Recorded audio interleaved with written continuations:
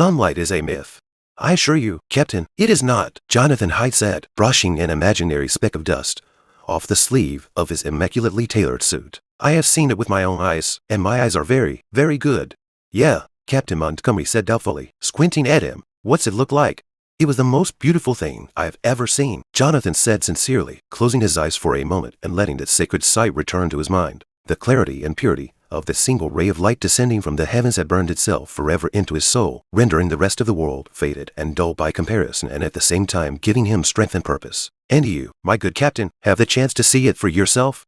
Yeah, why me? Montgomery scowled at him. The Endeavor isn't exactly in the best of shape right now. Jonathan inclined his head, conceding the point. The vessel he'd seen in dry dock was more scrap than ship, part melted, part dissolved, the envelope mostly burned away, and parts of the superstructure crazed with the cracks of luminiferous detonation. By anyone's reckoning, it was a poor prospect for a venture. 3 good reasons. Jonathan smiled at the captain. 1, you managed to bring that back into port. 2, you've been flying for a very long time, and you have an excellent reputation. 3, you're desperate. You're not supposed to mention that last one, Montgomery growled, lifting his glass and finding it empty. He lifted it to cast the attention of the bartender, and then returned his gaze to Jonathan. 4, you're drowning your sorrows here rather than a seedy tavern, Jonathan said, glancing around the clean, zen-lit interior of the likely prospect, which was likely the best restaurant available to anyone in the port quarter. Instead of rough rock and pale green mycelium plank, it had polished tiles and sanded, stained walls the color of burnished gold. I appreciate a man of refined taste. Yeah, well, I appreciate someone who comes to the point. You're seeking sunlight. Sure, I can believe it. Yeah, I've heard of you, Montgomery said, almost accusingly. I might even be tempted to take the job. Problem is, there's no way you can make it worth my while. Indeed, Jonathan said, picking up the metal case resting beside his chair. You believe I am impoverished. Everyone knows your last expedition was a disaster. Hell, it was in the papers, Montgomery said, leaning back as the waitress came by with a fresh bottle of liquor. But even if you were flush, you'd have to practically buy me a new ship, and he cut off as Jonathan casually placed the case on the table, drawing a groan from the mycelium plank. Montgomery's eyes narrowed as Jonathan turned the case to face him and flipped the catches, raising the lid. Inside was gold, lots of gold. Blank plates were arranged in columns and held in place with steel, while the lid held 8 luminiferous gems, inset to avoid damage from the rest of the contents. Close that thing, Montgomery hissed, slamming the lid down and looking around. The restaurant was filled with avaricious sailors and, despite its civility, shadowed by those versed in dark dealings. Experimentally he tried to heft the case, and could barely manage with 2 hands what Jonathan had done with 1.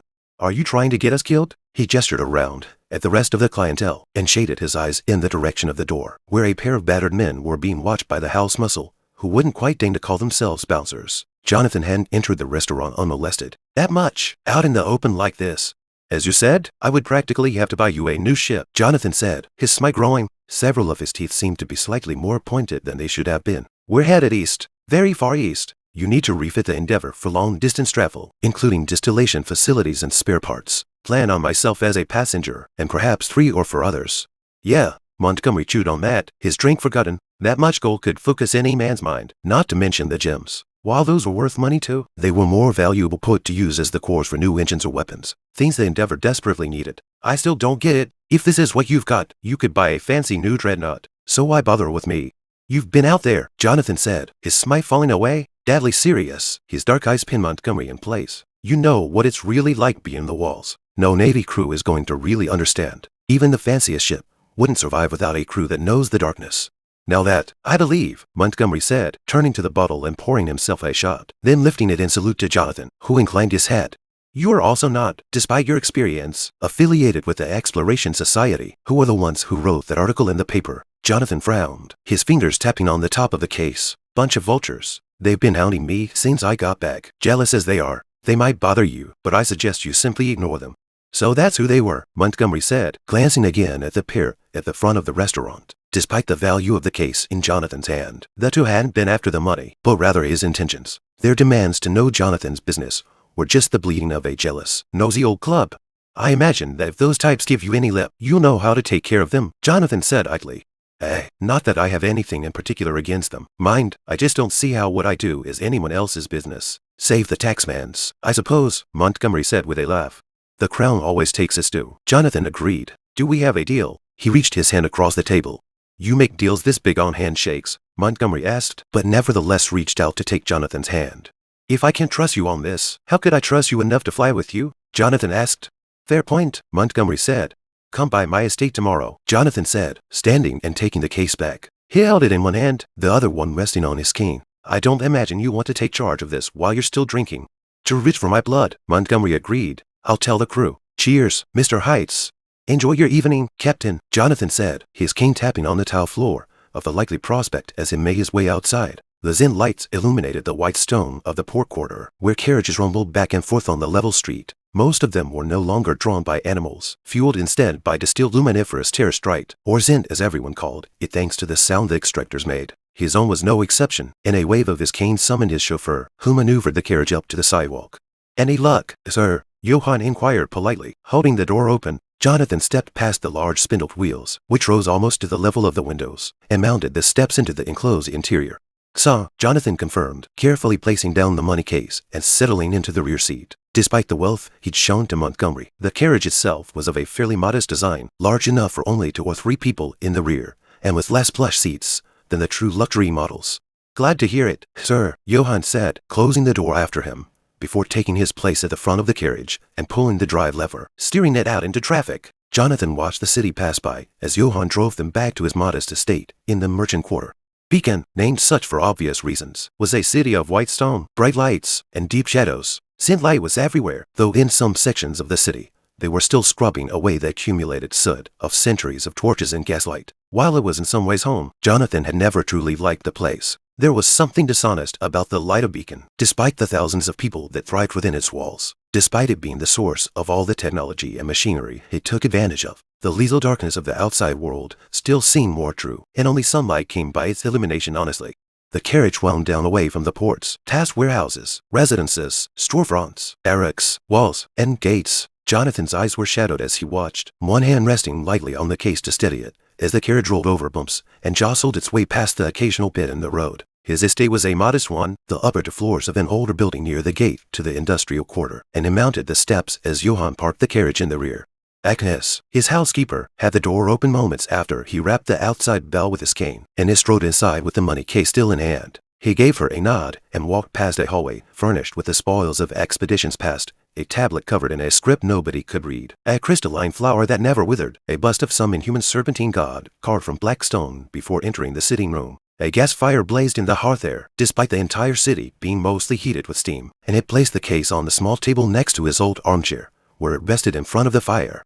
Jonathan waited for a while, leaning on his cane, until Agnes came in to deliver a tray with a bottle of scotch and a glass before retreating. He turned to the tray as if to pour himself a drink, then without any warning whipped around, holding half the cane in one hand as the unsheathed blade whistled through the air. It stopped in midair with the ringing of metal, and a long dagger faded into view, followed by its wielder, a young woman, dressed in a charcoal greatcoat with dark red hair peeking out from under a cloth hat.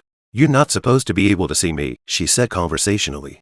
"You're not supposed to be able to eschew the light," Jonathan replied, sheathing his sword. "Yet here we are. Honestly, you're earlier than I expected. How are you, Eleanor?" She frowned at him and sheathed the dagger, sighed, and then dropped bonelessly into one of his chairs. "After you flashed so much money, you know the reflected council would want to know what was going on, and how they could get a cut." She blew an annoyed puff of air at a lock of hair that shifted to cover one eye. "I'm really going to get it when they find out you noticed me." "If they find out," Jonathan said, "truthfully, I was hoping they'd send you. Saves me the time of finding you some other way." He found the council, who styled themselves the rulers of all the shadows cast by the illuminated king's light, to be dangerous but useful. They also had the imprimatur of authority from their dealings with higher nobility, and the simple fact that the king had not crushed them. "Yeah," Eleanor eyed him, eyes narrowed as she considered his words. "It's crazy stupid to get the reflected council after you on purpose." "Probably," Jonathan agreed with a broad smile. "But it got you here, didn't it?" "Yeah," Eleanor said skeptically. "And what's your pitch? You're going to play me off against the council?" "Nothing so brash," Jonathan demurred. "I would just like to invite you along on an expedition. The council wants a spy on me anyway, so why not one that can pull her weight?" "What, another expedition after your last?" Eleanor scoffed. "So you can leave me to die like you did with old Stoneface and Urk." Jonathan's iron grip on her throat choked off the remainder of her imprecation, his hand pinning her against the chair's back. After he closed the distance in an instant, her hands went for her dagger on reflex, but paused at the look in Jonathan's eyes. "I left nobody," Jonathan said, voice as cold and hard as hammered steel. "I betrayed nobody. We were simply not equal to what we found out there, a deficiency that I will be correcting. Mock me if you like, but if you question my honor, we will have trouble." He let her go, stepping back and leaning on his cane. "Casual once again? Do you understand?" Eleanor's hands went to her throat as she drew a gasping breath. A touch of fear colored her eyes as she looked at Jonathan, who was not the same man he had been when they had last met. As a younger man, he might have been more tolerant, but he had seen the light, and now had little compunction about removing those in his way. "I understand," she said at length, massaging her throat. "I guess I shouldn't have accused you," she said grudgingly, and he inclined his head, both of them willing to put the altercation behind them. "But the reflected council itself won't believe you, and they're going to want more out of you than before, since Stoneface never came back. Then let them know any other agent they try to send along will be dead before we leave the city," Jonathan said casually, twirling his cane. "This is for keeps. Eleanor, I found sunlight." "That's it," she said in disbelief. "That old fairy tale. If you've seen it, you'd understand," he told her, leaning on his cane once again. He turned to the tray and uncorked the bottle. "Scotch." "No thanks," Eleanor said, coughing once or twice. "I should get back. If I'm not coming back with gold, I'll need to think up a good story." "Certainly," Jonathan agreed. "Take your time. We're not leaving tomorrow, after all." Eleanor stood, still eyeing him warily, and melted away into the shadows. There was no sound of doors opening or closing, but Jonathan didn't expect any. Instead, he hummed to himself and looked into the fire as he nursed his drink, thinking of the future. When a summons to the palace arrived the next day, Jonathan was hardly surprised. It was an annoyance, and likely one the reflected council had thrown his way as punishment for embarrassing them even by proxy. But Jonathan could manage it. The only obstacle would be if the illuminated king decided to ban him from vacating the city entirely, and even that wouldn't stop him. Not for long. Jonathan was leaving, one way or another. The palace was a place of pillars and zint. Tall white arches shot through with veins of luminiferous terror stright, and soldiers with rifles and white gilt swords were posted at every intersection. The central tower, a spiraling spire studded with windows and liberally festooned with zint lights, rose high into the air above the outer curtain wall. Jonathan's cane tapped against the stone floor as he followed his guide through the outer gates and around the enormous inner courtyard that surrounded the tower. Blue-green moss covered the grounds, and elaborately sculpted vines bearing small red fruits covered carved statues. Court functionaries and hangers-on strolled through the courtyard, discussing matters of state or the latest gossip, though in most cases there was little difference between the two. Jonathan recognized none of them, though he had never been familiar with the circles of high nobility. He regarded the white-clad types as little more than parasites, trying to draw meaning from their proximity to the illuminated king.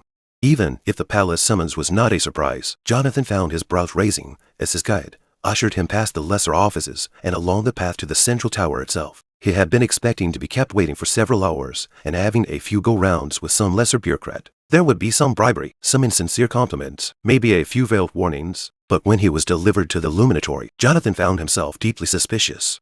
The guards on either side of the heavy steel door worked together to turn the wheel that opened it, and Jonathan strode inside. It was in some ways a simple room, carved of stone with a petitioner's dais in the center and a raised balcony at the other end. But there was something about it that set his teeth on edge. In the illuminatory, there was nothing but zint light. There were no shadows, no colors, a white stone reflecting the exact shade of zint. There were no decorations to distract the eye, nothing but a shrine to the light of zint and the king who wielded it.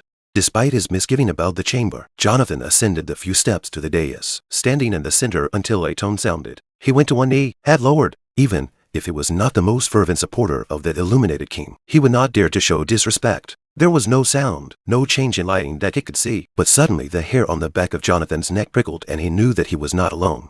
"You may rise," the voice came, deep and resonant and something Jonathan could feel in his bones. He came to his feet and looked up at the illuminated king.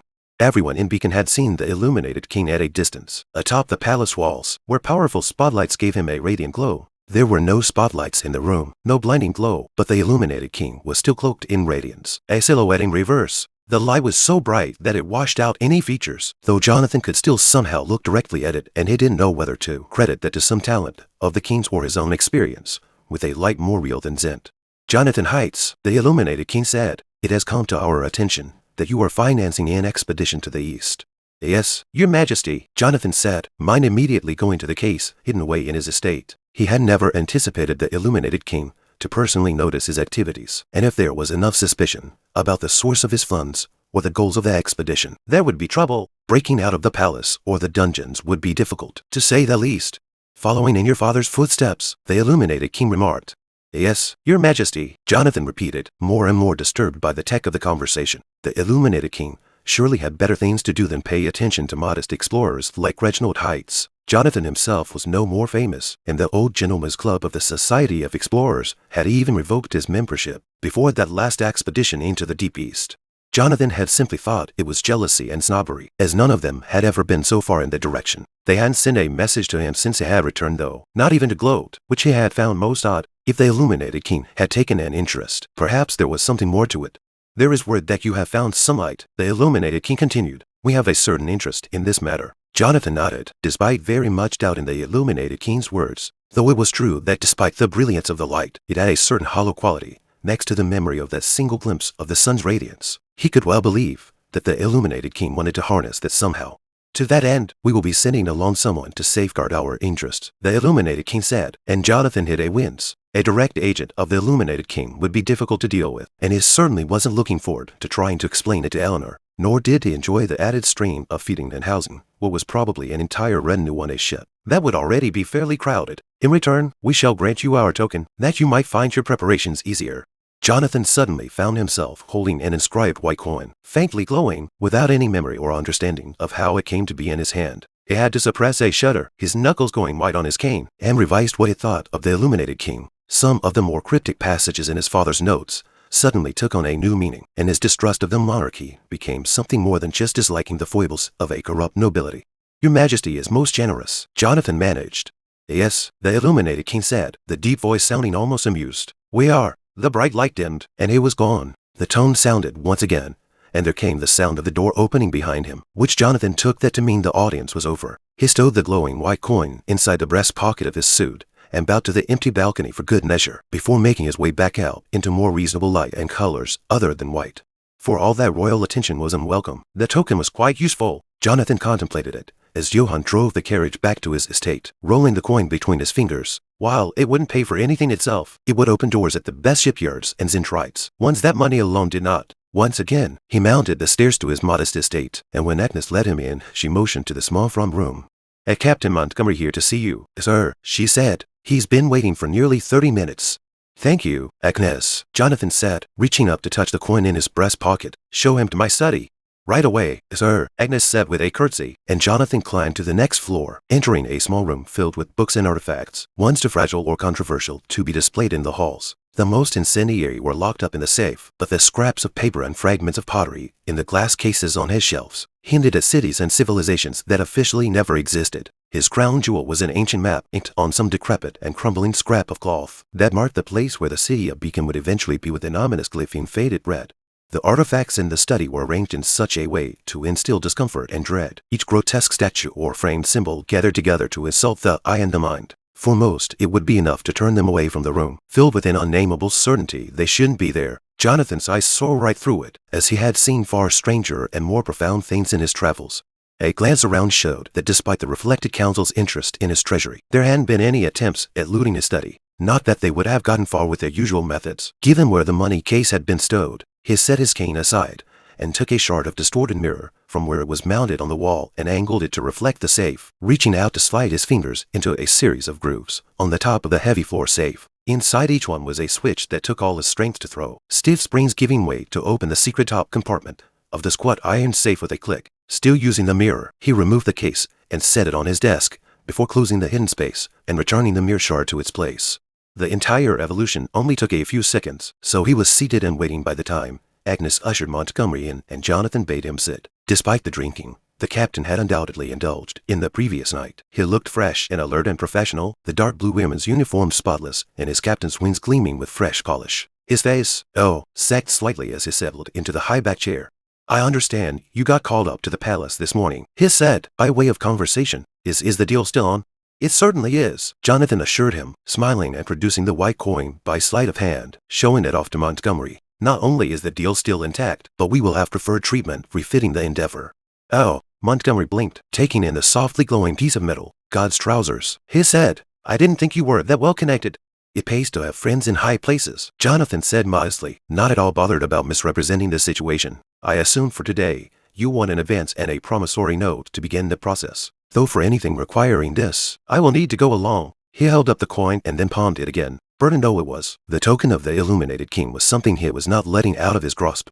Yeah, I need to get my crew back together, Montgomery said, weathered face wrinkling again, though in thought rather than distress. Plus I need a new cook and at least a mechanics. I will leave those matters in your capable hands, Jonathan told him. For the cargo, I have ample experience with outfitting such expeditions and will provide you a starting point. Of course, we will only know the Endeavor's exact tonnage after the refit, but we can begin shipping supplies out to Danby's Point by train. They could cross the 100+ miles to the eastern point of the kingdom far faster if the Endeavor wasn't fully loaded, and all things considered, it was cheaper to send things by train. He lifted the case and opened it once again, taking out several of the blank golden plates and sliding them across to Montgomery. I trust exchanging these will be no problem.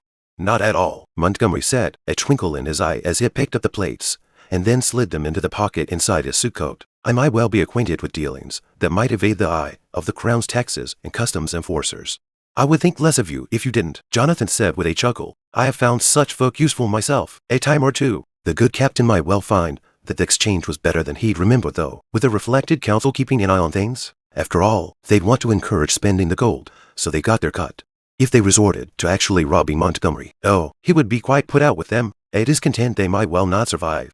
Montgomery stayed for a little longer, the men exchanging stories from their time out beyond the walls, but it mostly served to confirm what Jonathan had already discovered. Montgomery was a man who preferred to be out flying, not stuck in the stifling confines of a city, and knew exactly how to do that without dying. The current state of the Endeavor didn't reduce Jonathan's opinion of him. He well knew that danger lurked in the darkness.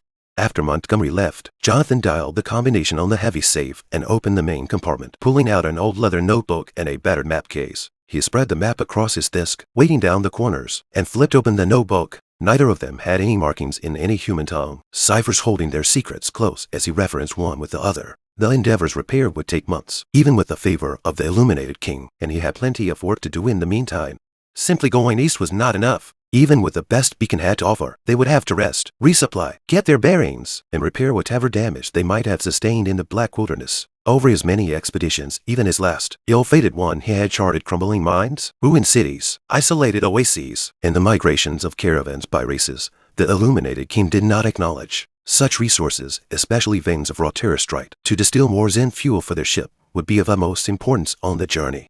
The sound of bells interrupted his work, and he looked up from the papers, taking his hat and cane from the stand and flipping the latch on the balcony. He stepped outside, looking upward as the warning bells tolled through the city, while the Crown's soldiers shouted at people to clear the streets. Around him, other people emerged into the chill air, and Zen's spotlights were turned upward. At first they caught nothing, then a few sparkling flakes drifted into view.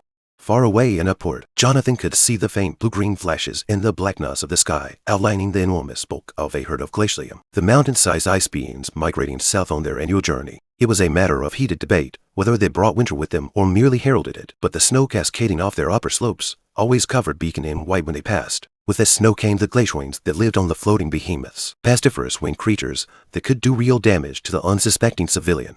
Jonathan was neither unsuspecting nor a civilian, so he stayed outside to watch the glacium pass overhead. The snow went from a few flakes to a full blizzard, turning the spotlights from narrow beams into bright smears, and soldiers bustled to the tops of the towers, spotted throughout the quarter to deal with the pests. He leaned on his cane, one hand clutching his hat, as a sudden gust of wind threatened to snatch it away, and eyed the guns the soldiers were mounting. They did not look like any rifle he'd ever seen, with an overlarge steel tube and glass piping. When the first shadow appeared above, he had his answer, as the guns hummed with Zen and spat light shards from one barrel after another, rapidly shredding the thing before it fully emerged from the shrouding blizzard. It plummeted lifelessly onto the deserted streets below, darkening the snow with blood. Jonathan hummed thoughtfully. He'd never seen the weapons before, but they would undoubtedly be useful on the trip east. The street sweepers are going to have their work cut out for them, he remarked, apparently to nobody in particular. For a few seconds, there was only the sounds of Zimp weapons working and the cries of injured glacians. Then Eleanor faded into view behind him. She had on a heavier coat than before, and her own head was pinned firmly in place as she scowled at him.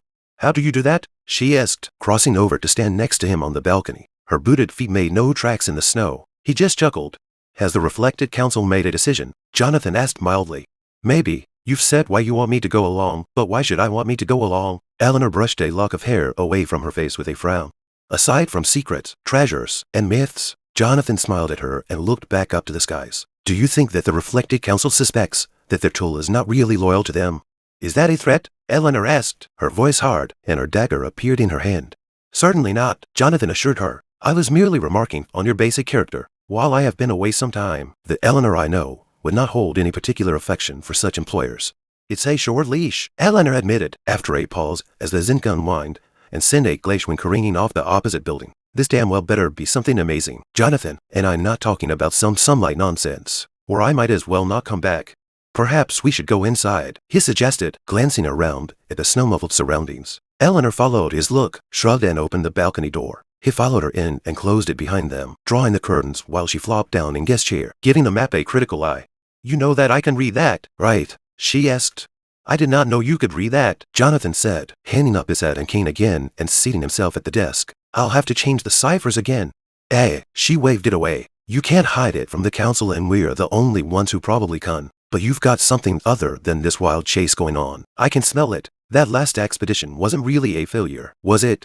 Can you imagine what would happen if word got out that I was going after some impossible treasure? Jonathan asked with amusement and reached inside his jacket for the coin. He held it up to show her, catching her attention before closing it in his fist. You're not the only one who is suspicious. The crown is sending someone along as well. Oh, that's not something you see often, Eleanor said, sitting up straight. Who is His Majesty sending? One of those Lux guards. Those things give me the shivers. I have no idea, Jonathan said, though he didn't like the sense he got from the faceless, armor-clad elites either. I've just been warned that we'll have a passenger representing the crown's interests. That'll be fun, Eleanor said, idly toying with a coin. Guess I'll dust off one of my old identities. Jonathan glanced at his hands and raised his eyebrows. Now, that was impressive, he said, and held out his hand. Eleanor flashed him a satisfied smile and dropped the coin into it. He tucked it back inside his suit pocket, patting it to make sure it was still there after he'd done so. About time I got one over on you, she grinned. And it shows why I'd rather have you along, Jonathan said with a laugh. After all, expeditions are dangerous. But the point is, it might well give you a chance to slip your leash. He didn't mention that if they weren't successful, it wasn't likely that they'd return at all. The fires of the industrial quarter blazed, turning the gently falling snow into a steady drizzle that rattled softly upon the roof of the carriage. Johann drove Jonathan and Montgomery through streets crowded with big, rumbling transports, the thin carriage wheels skittering occasionally on the wet stone of the road. The chauffeur had his head jammed tight down over his ears as he gripped the steering wheel with one hand, the other holding the throttle lever. Montgomery watched, his own hands twitching and his big weathered face turned down in distaste. Jonathan felt the side of his mouth twitch up in half a smile, but his heart really wasn't in it. His old friend Captain Hardiman had been just as uncomfortable being a passenger, preferring to walk rather than let someone else control any vehicle used. But Captain Hardiman hadn't made it back.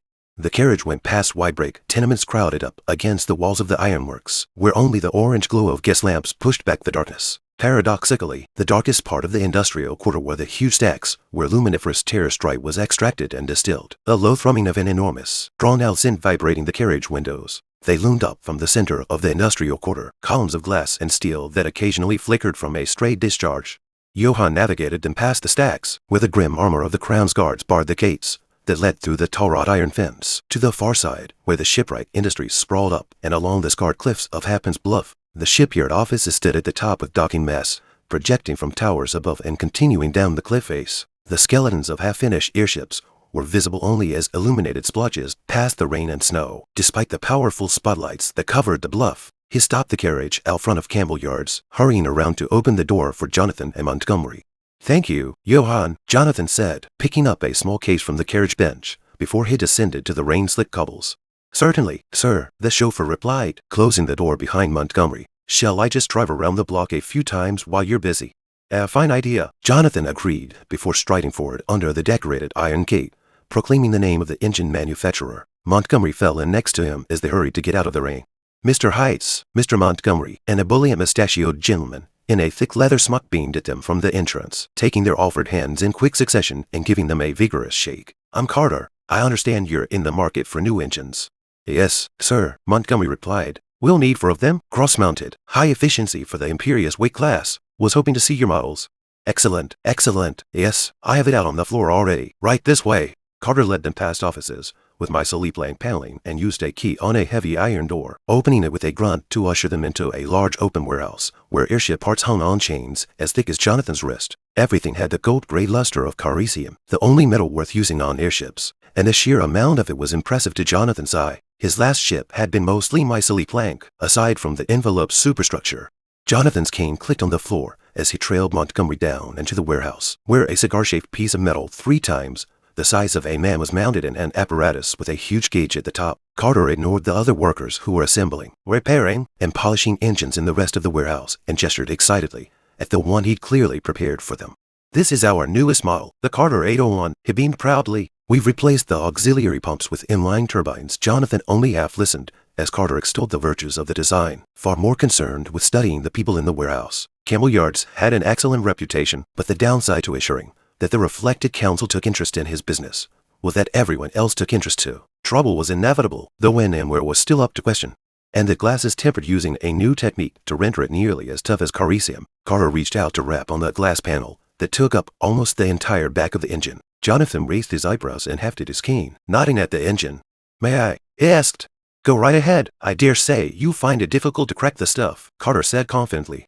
Jonathan flipped the cane around, holding it by its tip, and swung the metal handle into the glass. Everyone but Jonathan and Carter winced at the sound of the impact, which echoed throughout the warehouse, but the glass remained unbroken. "Impressive," Jonathan said, and glanced at Montgomery. "Your thoughts, Captain?"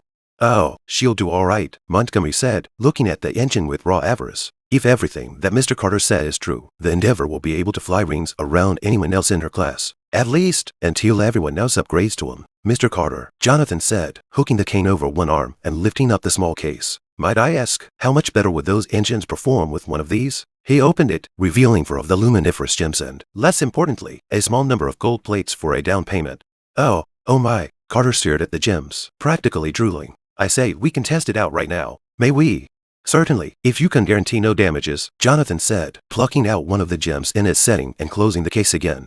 "Of course not," Carter said, almost affronted. He turned and started shouting, and in moments someone had dragged over a worktable, and a pair of people had clambered up onto the engine, popping open the casing and working at the interior. One of them extracted a disc nearly a foot across, a complex network of glass tubing with brass fittings, and passed it down to Carter. Placing it on the worktable, he carefully took the gem and opened a fitting in the center of the disc and carefully slotted it in.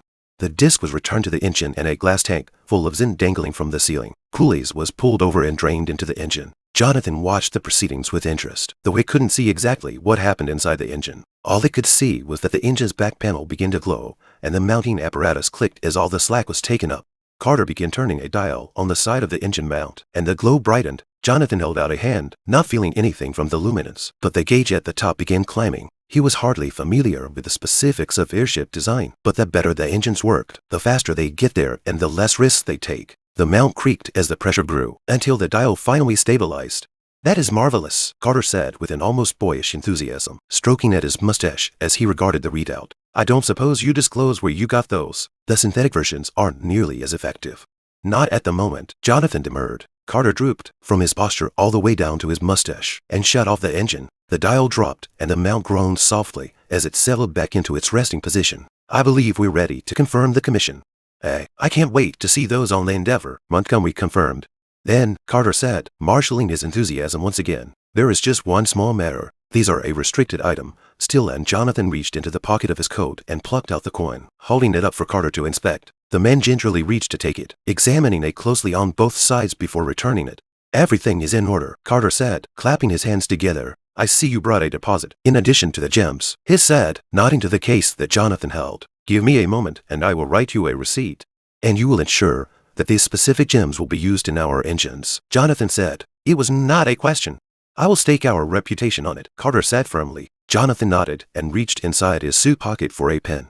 "It does my heart good to think that the Endeavor is going to better than ever when she's fixed," Montgomery said as they left Campbell Yards, heading out to the front gate where the carriage should be parked. "She's a wonderful old girl, and she deserved better than to be scrapped just because His Majesty stirred up trouble at Giller's Folly." Without warning anyone, Montgomery brooded on it for a moment, his head bowed against the rain. Jonathan opened his mouth to reply, then paused, looking into the darkness beyond the illuminated raindrops. His cane swept upward with a blur, the deflected knife disappearing into the darkness with a metallic clatter. He opened his mouth to warn Montgomery, but stopped when he saw that the captain's hands had already dipped into his heavy overcoat and come out with brass knuckles. "Who's there?" Montgomery demanded, fist coming up defensively. "I'll have you." "4," Jonathan muttered quickly. "3 in front, 1 behind." He hadn't even quite finished the sentence before the ones at the front rushed in. Montgomery, no fool, immediately spun around and dashed off to deal with their flanker, leaving the bulk of the attackers to him. There were 3 men with knives, all with ruddy skin and trimmed beards, each in a blue sailor's uniform. He noticed that they each wore a pistol, but hadn't used them, perhaps attempting to keep the ambush unseen. Jonathan's sword hissed out of his cane and he lunged forward, having no desire to be surrounded. While he didn't know who had sent them, the ambushers were badly misinformed about whom they were up against. Jonathan took the first man through the throat with a lunge, but the other two had commendable reflexes and closed in with their knives out, trying to get inside the range of Jonathan's sword. even with his wide and storied experience. Jonathan preferred never to fight against poor odds, and took several quick steps back into the side, flicking his sword to deflect another thrown knife. There was a grunt behind him, and Jonathan risked a momentary look back, seeing that Montgomery had seized his opponent's knife hand and was dealing with him by the simple expedient of repeatedly punching him in the face. Hardened by his companion's resilience, Jonathan focused on his own combatants, one of which was still advancing and the other of which had begun to draw his pistol. Abandoning any attempts at finesse, Jonathan leapt forward and drove his blade through the chest of the closer attacker, grabbing at the dying man's pistol with his other hand. The man made a choking noise, his rancid breath washing against Jonathan's face. It took another instant to free the pistol and then his spin to the side, leaving sword and man to collapse to the ground. He aimed and pressed the trigger, the Zen humming 3 times before his last opponent crumpled. The pistol was more powerful than Jonathan had expected, leaving sizzling holes in the lifeless torso, and Jonathan gave it a look of respect before stowing it inside his own coat. A glance showed that Montgomery's opponent was downed as well, the captain still driving his knuckles into the man's bloodied face with single-minded determination. Jonathan bent to retrieve his sword and, after a moment's thought, the remaining guns? They hadn't been nearly so impressive when he'd left on his last expedition, but clearly the technology had been perfected in the years he'd been gone. Blood ran out onto the rain-slick stone and was carried away by the water as he walked over to Montgomery, who was just straightening up. "Damn parasites," the captain muttered. "Scum like that give their men a bad name." "You're familiar with them?" Jonathan inquired, looking around for the other half of his cane. "I know their type," Montgomery grunted. "Their ship folded or they got kicked out. Plenty of desperate folk hang around the yards." He waved a blood-slicked hand at the ruined face of the airman on the ground. It wasn't clear that the would-be ambusher was still breathing. "You could hire 10 of these types for a silver." The front door of Campbell Yards opened, and their security came running out, white uniformed shapes appearing out of the rain. Jonathan shook his head. If things had been left to them, it would have been too late. Fortunately, he had learned how to properly defend himself out in the wilds, and of course Montgomery was practically built for brawling. "If you could bring them up to speed, Captain, I would like to go check on the carriage," Jonathan remarked. "If they've hurt Johann, I will be very upset." "Yeah, maybe they can't save this one for questioning," Montgomery said, gently kicking the body at his feet. Jonathan nodded and hurried off, following the street. Fortunately for his peace of mind, Johann was unconscious but alive. Someone had merely taken a kosh to the back of his head and left him in the carriage on the side of the road.